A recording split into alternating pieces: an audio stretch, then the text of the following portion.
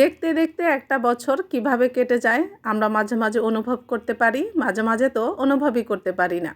আসসালামু আলাইকুম, কেমন আছেন সবাই? আশা করি আল্লাহ পাকের অশেষ রহমতে সবাই খুব ভালো আছেন। আলহামদুলিল্লাহ, আমরাও ভালো আছি। আজকে এই ব্লগটা হচ্ছে আমার এই বছরের মানে 2025 সালের সর্বশেষ ব্লগ। ভেবেছিলাম আজকে কোনো ব্লগ দিব না, তারপর আবার মনে হলো যেহেতু বছরের শেষ দিন সেহেতু একটা ব্লগ শেয়ার করাই যায়।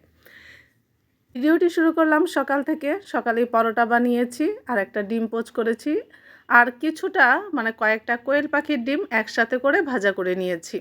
এখানে কয়েকটা ডিম ছিল, আসলে ইচ্ছে ছিল একটু বেশি করেই ভাজা করব, কিন্তু বেশি করে আর ভাজা করিনি। অনেকগুলো নিলেও সবগুলো শেষ পর্যন্ত ভাজা করিনি।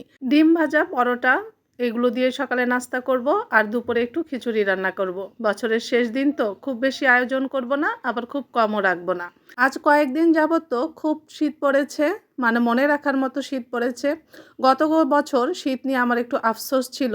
মানে গত বছর আমি বাণিজ্য মেলা থেকে একটি শাল কিনেছিলাম, একটি শাল আমি আমার ভাইয়ের কাছ থেকে গিফট পেয়েছিলাম, কিন্তু কোনোটাই পরতে পারিনি, তেমন একটা শীত পড়েনি বলে। আর এবছর এতটা শীত পড়েছে, মনে হচ্ছে দুটো শাল যদি আমি একসাথেও গায়ে জড়িয়ে রাখি তারপরে মনে হয় শীত কমবে না। শীত শীত করতে করতে বছরটাও শেষ হয়ে যাচ্ছে, মানে একদম আজকে শেষ দিন।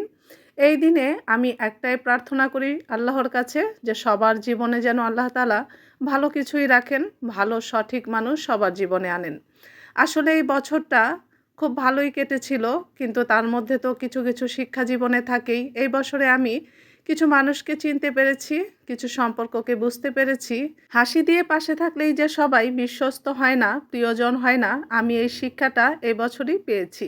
এই জন্য এই বছরটা আমার কাছে একটা শিক্ষণীয় বছর। আসলে কি জানেন তো, জীবনে ঠিক দু ধরনের মানুষ থাকে। এক হচ্ছে যারা আপনার আনন্দ দেখে ঈর্ষা করে, আপনার হাসির কোনো মূল্য যাদের কাছে নেই, আপনার ভালো কিছু হোক যারা কখনো চায় না। আর এক ধরনের মানুষ থাকে যারা আপনার হাসির জন্য, আনন্দের জন্য, ভালো থাকার জন্য সব কিছু করতে পারে, সব কিছু।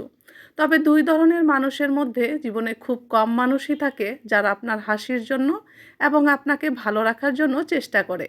সংখ্যায় এমন মানুষ খুবই নগণ্য, কিন্তু এই মানুষগুলো জীবনে খুব দামি। মানুষের জীবনটা এমন বিষাক্ত এবং হতাশাগ্রস্ত, অসুখী তখনই হয় যখন জীবনে সব ছোট ছোট মন মানসিকতার এবং বিষাক্ত মানুষের দ্বারা প্রতিবেষ্টিত থাকে।